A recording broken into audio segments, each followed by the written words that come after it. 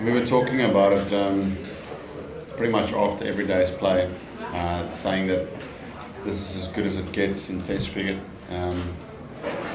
Obviously, the crowd was incredible, and we felt their support, and that was amazing on the field. But just the type of cricket that was played, I think if you were a fan and you came to day 1, 2, and 4, they would have been probably one of the most exciting cricket games you would have seen. So it was fantastic to be a part of.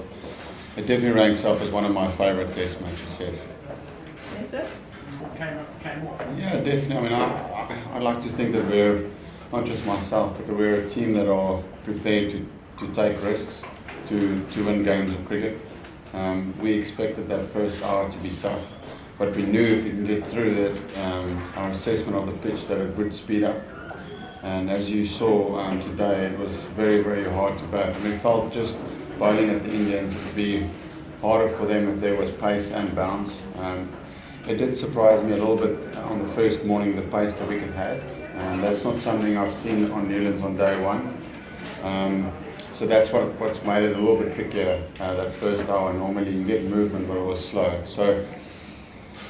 But once again, to give the ground some credit, we asked for a pitch that had pace and bounce and a little bit of seam movement. And I think that was a great game contest between bat and bowl. So I think India would be the first to say as well that it wasn't a ridiculously sporting wicket. Once you got in on that wicket, there were some opportunities to score. This morning for us was really tough. I think that was probably the hardest time to bat in the Test match, with the covers being on for 2 days. And they bowled really well. But especially the bowlers today, they bowled on a pretty good wicket. The way they got wickets, and especially Burn, was amazing. Talk us through that as well. Yeah, I mean, as I said before, the decision of picking a team was definitely the hardest that I've been involved in, because there is so much value in both scenarios. You know, playing 7 batters on a wicket that offers a bit more seam is a very good call. But we just felt if you have Steyn, Morkel, Bada, Philander, that's just 4 bowlers that you can't look past them. It's a positive move. Yes, Dale hasn't played a lot of cricket, but the way Dale was bowling in the nets was, and I think you could say the first innings, the way that he bowled, he was probably one of our best bowlers on that first innings. So for me, it was just looking at being ultra aggressive, trying to take the positive approach and see if we could put the Indian team under some real pressure, even if that meant we going with 1 batsman. Yeah, I honestly did. When I saw the names that came over, and you almost look at what they will offer on these conditions, and they've got also variety in their attack. They've got guys that will seam the ball around, they've got guys that swing the ball around, and then they've also got a bit of pace. So it's very similar to our attack. So not surprised. We wanted the wicket to be a little bit like that, so we expected the wicket to be a bit more of a bowler-friendly conditions. And you just needed 1 or 2 guys to step up and score some runs. So we did that, fortunately, in the first innings. And I even felt one of myself or AB or Quentin could have pushed through and get a 80 plus to put an even bigger total. But we know that the Indian team's they've got very good seamers.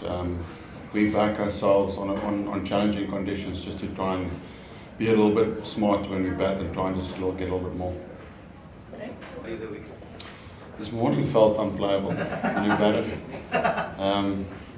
I think pace and bounce is something that you look for in South Africa. There was movement in this Test match, and obviously overhead conditions and moisture did play a role. When we go to Pretoria, we'll hopefully get the same in Joburg. Those are renowned for wickets that are a little bit quicker, so hopefully we can get the same then. The challenge in the change room was obviously for Dale not to bat. I mean, we don't want to injure him more, but we said if by any chance that AB is still there, Dale can just go and just stand there, and hopefully AB can smash a few sixes. And credit to Dale, he was the first guy. I mean, he even had his pads on before we even thought of mentioning to him. So he wanted to get out there. We didn't get a lot of runs with that move, but I think it's the mindset that counts. And then change room was the last one. Yeah, I mean, I feel incredibly bad for Dale. I know, obviously going through injuries myself, it takes a lot of time and effort to try and get back. And Dale worked for a year. He was challenged through periods where he started and then got injured again and started and injured again. So it was great to see Dale, like he didn't go anywhere, he's back to his best. Standing at slip, we felt like he could nick guys off at any time. So you were just happy to see Dale staying back on the park, and this is it's a huge setback for him. Luckily, it's not his shoulder again. Obviously, the foot or the injury that he has is something that you probably can get over a lot quicker, and we're looking forward to bringing him back into the fold when he's fit again. You had enough.